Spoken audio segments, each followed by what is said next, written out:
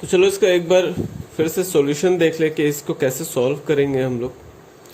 तो profit and loss appropriation account बनाने बोला था, और प्रॉफिट कितना था उस साल का before any kind of adjustment, कोई भी एडजस्टमेंट करने से पहले। इसमें जितना भी डेटा दिया हुआ है उसमें सारा एडजस्टमेंट करने से पहले का प्रॉफिट कितना है, 3,12,000। तो इसमें से हमें क्या करना पड़ेगा, इंटरेस्ट ऑन कैपिटल देना पड़ेगा। ठीक है, इंटरेस्ट ऑन कैपिटल का कैलकुलेशन कर लेंगे। रेट ऑफ इंटरेस्ट दिया हुआ है 6% पर एनम। अब मैं हर आप क्लास में आपको इंटरेस्ट का कैलकुलेशन करके नहीं दिखाऊंगा, आपको पीछे बताया था मैंने कि कैसे वो अमाउंट आ रहा है। तो आपको अब वो चीज़ खुद से सीखना पड़ेगा, आपको प्रैक्टिस करके। नहीं करोगे तो मैं हर बार बताऊंगा, वो स्पून फीडिंग हो जाएगा, वो मैं नहीं करने वाला। तो 8 लाख पर हमने पहले तो 6% के अकॉर्डिंगली इंटरेस्ट कैलकुलेट कर लिया, फिर 6 लाख पर भी इंटरेस्ट कैलकुलेट किया, फिर 4 लाख पर भी इंटरेस्ट कैलकुलेट किया, क्योंकि वो कैपिटल था और इंटरेस्ट ऑन कैपिटल हमने कैलकुलेट कर लिया। फिर हमने बी को सैलरी दे दिया, पार्टनर सैलरी लिख करके बी को दिया, सी को दिया, और उसके बाद जो भी प्रॉफिट बच गया वो हम लोग कहाँ ट्रांसफर करेंगे, पार्टनर्स में ट्रांसफर कर देंगे। तो ए का तो यहाँ पर कोई रोल था ही नहीं, ए ने ना बोला मुझे गारंटी चाहिए और ना ही मैं किसी को गारंटी दूंगा। ए तो वहां पर कहीं पर सीन में था ही नहीं। तो हमने क्या किया, ए का प्रॉफिट सबसे पहले जो टोटल अमाउंट बचा था, कैसे बचेगा amount, total of this minus total of these. Last में जो बचा उसको पहले तो ए में हमने डिस्ट्रीब्यूट किया। तो ए को कितना प्रॉफिट का शेयर मिला है, 66,000। अच्छा, जब हमने बी को दिया तो बी का शेयर कितना आया, 44,000। और हमने जब सी को दिया प्रॉफिट का शेयर नॉर्मल कैलकुलेशन के अकॉर्डिंगली तो कितना आया है, 22,000। नाउ यहां पर बी को गारंटी दिया गया था कि उसका इंटरेस्ट का अमाउंट, तो बी का इंटरेस्ट है 36,000 और उसका प्रॉफिट का अमाउंट जो कि आया 44,000, दोनों मिलाकर के कितना होना चाहिए था, 82,000। अभी अगर मैं इसको काउंट करूं तो ये हो रहा है ओनली 80,000। ठीक है, 36,000 बी को इंटरेस्ट मिला है और बी को प्रॉफिट मिला है 44,000, दोनों को ऐड करोगे तो आएगा 80,000। जबकि इन दोनों को ऐड करके होना कितना चाहिए था, 82,000। इसका मतलब कि डेफिशिएंसी है, कितने रुपए का डेफिशिएंसी है, 2,000 रुपीज का डेफिशिएंसी है। उस 2,000 रुपीज को किसने गारंटी दिया था, सी ने बोला था कि अगर जितना भी पैसा कम होगा वो मैं अपने पास से दूंगा। तो आपको क्या करना पड़ेगा, सी में से माइनस करना पड़ेगा। यहां पर कैसे किया, सी को कैपिटल 22,000 आ रहा था, कैपिटल पर प्रॉफिट कितना आ रहा था, 22,000 लेस डेफिशिएंसी उसने कितना बियर किया, 2,000। ठीक है, यहां से हमने माइनस कर दिया है और किसके प्रॉफिट में ऐड कर दिया है, बी के प्रॉफिट में ऐड कर दिया है deficiency to be borne by C. जो सी ने जो डेफिशिएंसी बियर किया वो हमने बी के प्रॉफिट में ऐड कर दिया। जो ऐड और सब्ट्रैक्ट करके जो भी अमाउंट आएगा वो अमाउंट कॉलम में लिख दिया। यहां पर हमारा एसएसएम कंप्लीट हो जाएगा। अब इसके बाद जो हम लोग टॉपिक कवर करने जा रहे हैं वो लॉस का केस है। मतलब ऐसा तो नहीं है कि हमेशा प्रॉफिट ही होगा, फर्म को लॉस भी हो सकता है।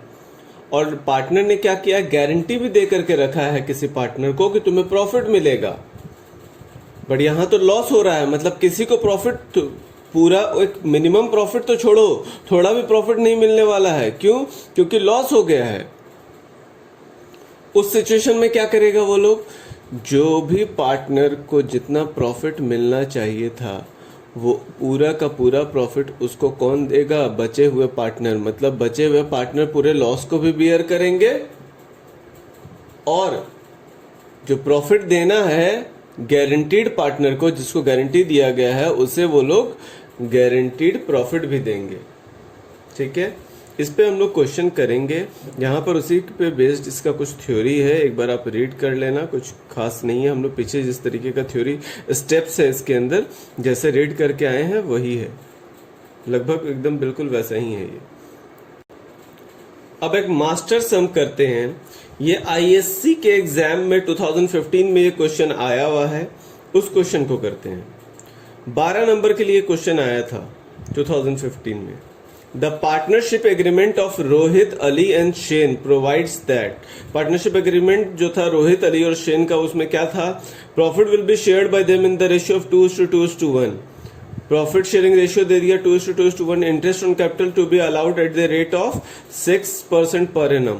इंटरेस्ट ऑन कैपिटल किस रेट से अलाउ करना है? 6% per annum. Interest on drawing to be charged at the rate of 3% per annum. और इंटरेस्ट ऑन ड्राइंग कैसे चार्ज किया जाएगा? 3% per annum. Ali to be given a salary of ₹5,000 per month. Ali को salary देना है, सिर्फ अली को देना है ₹5,000 पर मंथ।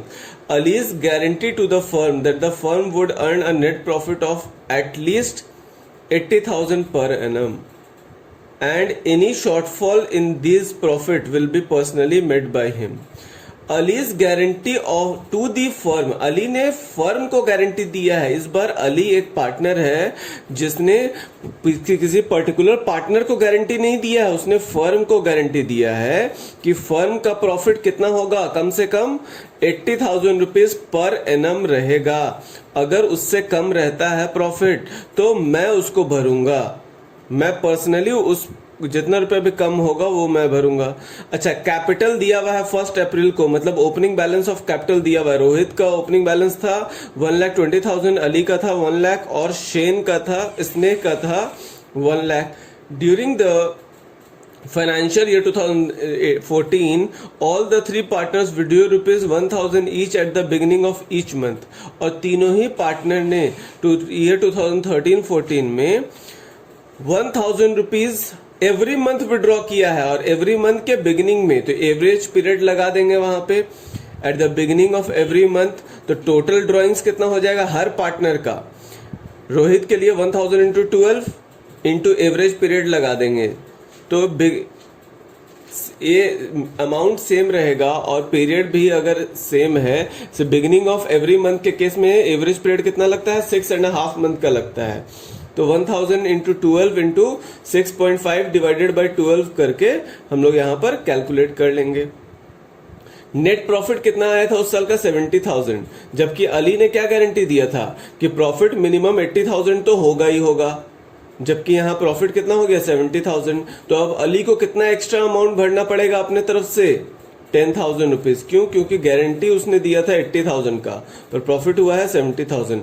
आपको बनाने क्या बोला?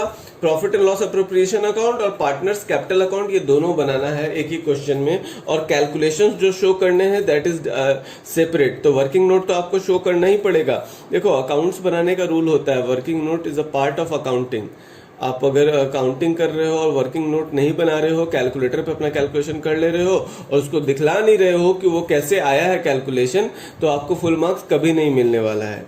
तो आपको प्रॉफिट लॉस अप्रोप्रिएशन अकाउंट बनाना है और पार्टनर्स कैपिटल अकाउंट बनाना है। आईएससी का आया हुआ सम है, तो हम लोग देखते हैं इसको कैसे सॉल्व किया जाएगा। अब यहां देखो, उसी क्वेश्चन को सॉल्व किया गया है। आपको बनाने बोला था profit and loss appropriation account, उसका फॉर्मेट हमने बना लिया है। और पार्टनर्स कैपिटल अकाउंट, तो हमने पार्टनर्स कैपिटल अकाउंट का फॉर्मेट बना लिया है, जिसमें रोहित, अली और शेन, स्नेह का अकाउंट है दोनों साइड पर, डेबिट और क्रेडिट साइड पर। तो आपको जब भी आपको दोनों इस तरीके का अकाउंट्स बनाना होगा तो पहले का जो भी बैलेंस होता है या स्टार्ट करने के लिए जो अमाउंट लिखना होता है सबसे पहले आप वो लिख लेंगे। तो पार्टनर्स का तो ओपनिंग बैलेंस दिया हुआ था कैपिटल का, तो हमने क्या किया?